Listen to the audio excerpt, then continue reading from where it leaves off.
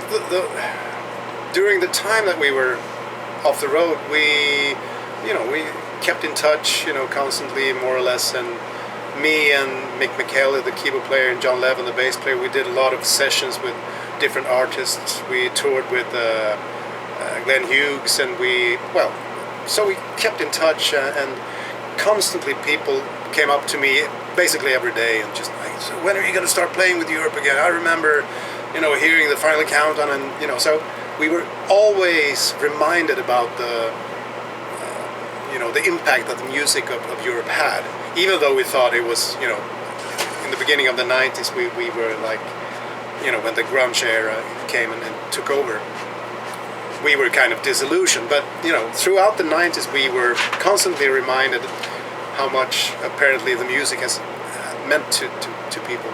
So when we got the chance to play on the Millennium Eve in Stockholm, we decided that, okay, let's give it a shot and try it out. So we did that show. We actually just played 2 songs, The Final Countdown and Rock the Night, and we rehearsed for 2 days before the show. And we constantly, or immediately when we went into the rehearsal room, we felt that the chemistry was still there within the group of people that we are in the band. So we just felt like, okay, so maybe we should give this a shot again and see what happens. So that was in the year 2000 when we did the Millennium Show. And Joey had a couple of more, or he had another solo album that he had to finish off, and some other stuff. So we actually didn't put the band back together until 2003. But it's it just felt right. I think the way I see it, we're more of a band of brothers than band of musicians playing together. So we had that special chemistry that just kept us together, I would say.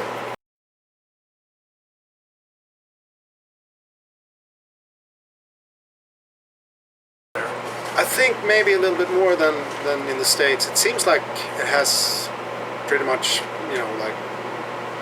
died off totally from what I heard. I mean, I'm not really familiar what actually happened in the 90s. Because since when the grunge came and took over, and we sort of stopped touring, I kind of lost touch about what happened in the States. But in Europe, I think it was more of a, like the grunge was popular for maybe 3 or 4 years, and then it started dying off, and all of a sudden the new bands came around, like Creed and Stone Temple Pilots and stuff, and so it kind of just took a new shape, and all of a sudden it seemed like the classic rock scene took off again as well. So I think it seems like the rock scene had more life force in Europe than maybe in the States.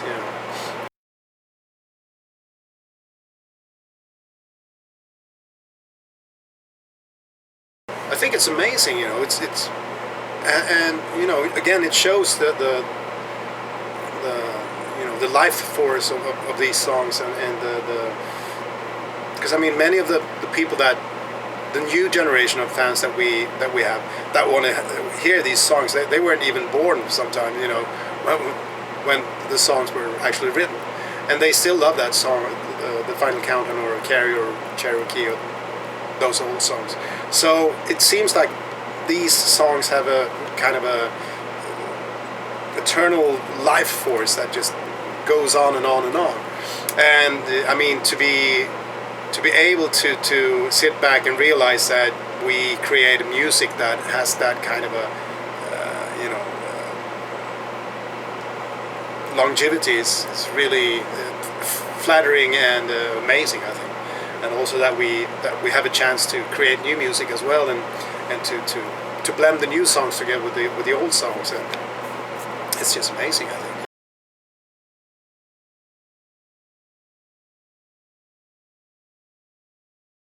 Yeah, in a way it was a curse, because it got so much exposure on that certain song that You know, when the Final Countdown went out of the charts, it was some people didn't even know who actually played that song.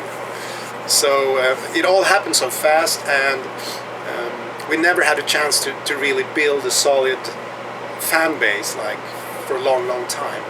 So that was the bad bit about it, and also that because it was such a big hit, and we did all these, you know, like TV shows and you know, like teeny bop magazines and stuff, people believed that we were something that we weren't. You know, we saw ourselves already then as a, you know, just an extension of our roots, like the Thin Lizzy and UFO and Deep Purple. But people, since the Final Countdown became such a big hit, and Carrie, people thought that we were, you know, like a teeny bop band, which was totally wrong. So we had to fight against that for a long time. But I mean, then again, the blessing is that because of that song, we're still able to come out here and do this. So you're right. It's been both a blessing and a curse, but I would say it's more of a blessing than a curse.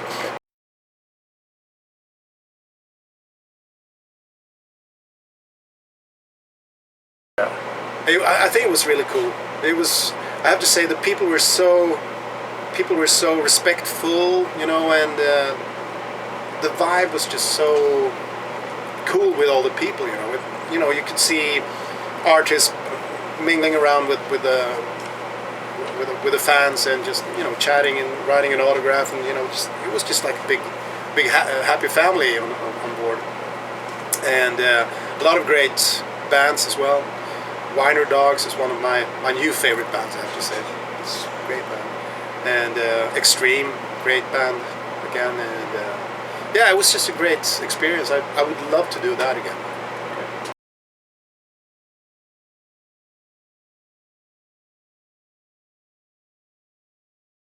I think the War of Kings album is more of a. The last 2 or 3 albums had sort of led up to this album, because we more and more tried to explore our roots, I would say. You know, like I'm not sure if you heard the Bag of Bones album. No. The album, the previous album, we worked with Kevin Shirley, a producer that worked with Iron Maiden and Joe Bonamassa and Rush and a lot of artists. And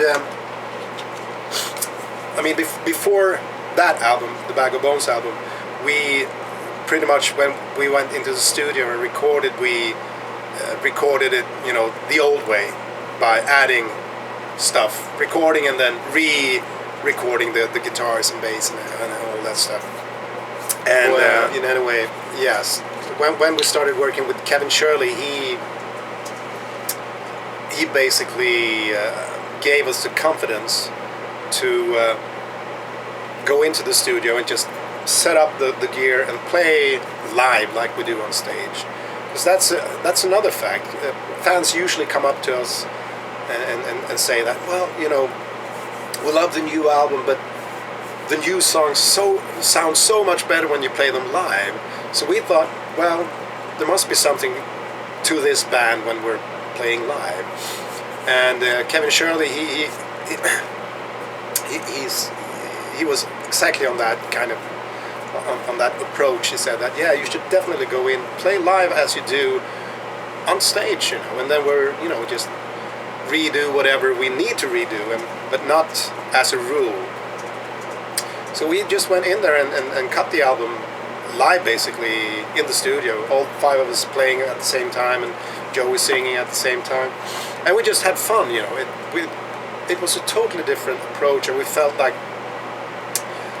home, you know. There's no pressure, and we play off each other, and the same energy like when we're on stage. And then when we started working on the War of Kings album, it was even more. We had that sort of experience now with us, and we were more confident about doing it from the beginning, you know. So thanks to the Bag of Bones album, we just went in and we picked Dave Cobb, the producer, because we knew that he had very much that kind of approach, more like the 70s kind of style, from what we heard with it, what he did with the Rival Sons and California Breed and all those bands that he's been working with. So when we approached him, we just told him that, you know, we want to make a, you know, basically like a 70s style hard rock, good old rock and roll album in the studio, just go in there, play live. And he was like, yeah, that's great, you know, and I'm so excited to work with you guys. And so we just went in there and set up the gear and did what we did. And we also left a lot of, we had the songs pretty much done when we went into the studio, but we left some of the, we had like a gap of 20% where he could come in and come with his ideas and do the final, give the final touches to the music and to the songs. So it was a very creative process as well, bringing him in and having his ideas, you know, like coloring the music. I think he was very important to the sound, the War of Kings album, the way it turned out, and the mood, especially the moods of the music. He worked a lot with you know, like the Mellotron, the keyboard, and a lot of vintage keyboards like Hammond organ and piano and stuff like that. Very organic sounding approach. So I think the new album is more a display of a more self-confident band, and we're more self-confident in showing our roots. I think you can hear quite clearly Deep Purple in there, Rainbow, UFO, Thin Lizzy, a little Black Sabbath, all the stuff that we grew up with. You can tell it's in there, you know. And so, yeah, it's a development of our self-confidence, I would say, and it's quite far away from the way the Final Countdown sounds, but I mean, the Final Countdown was a product of its time, so yeah.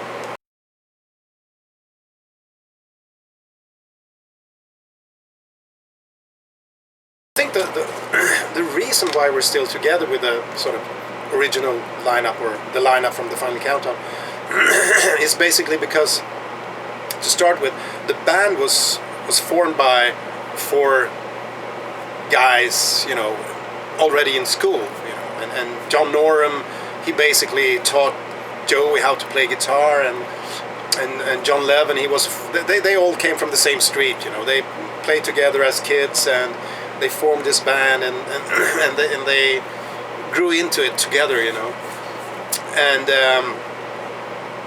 and also it's just the I mean, when we were, you know, like teenagers or in the early 20s, obviously we were, you know, like fighting a lot more and being more aggressive to each other, but we kind of learned by age, you know, that to see the positive sides of each member, and also we realized that we have a very special chemistry between us, you know?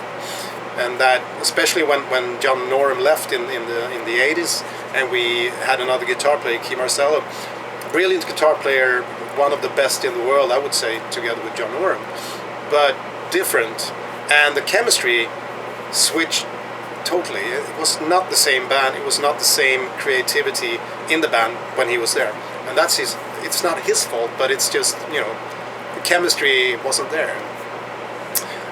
So I think it's a combination of things, you know, that feeling of being a family, together with realizing with age what a great situation we actually have, and what a unique band Europe is, you know. So that's the reason, I think, why we're still together. Okay.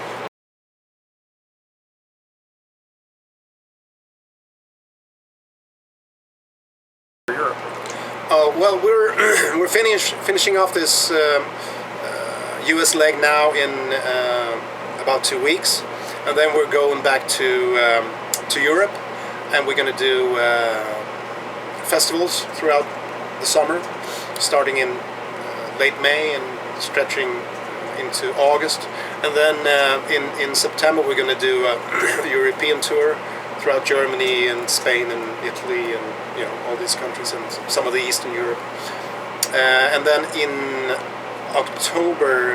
November, December we're going to do a couple of shows, the tour in France with the Scorpions. And then after that, it's not set, but we're working on coming back to the States to do the focus a little bit on the West Coast, and also do some of South America. But it's not been set yet, so that's what we're working at. But hopefully, that's the closest kind of how the schedule looks.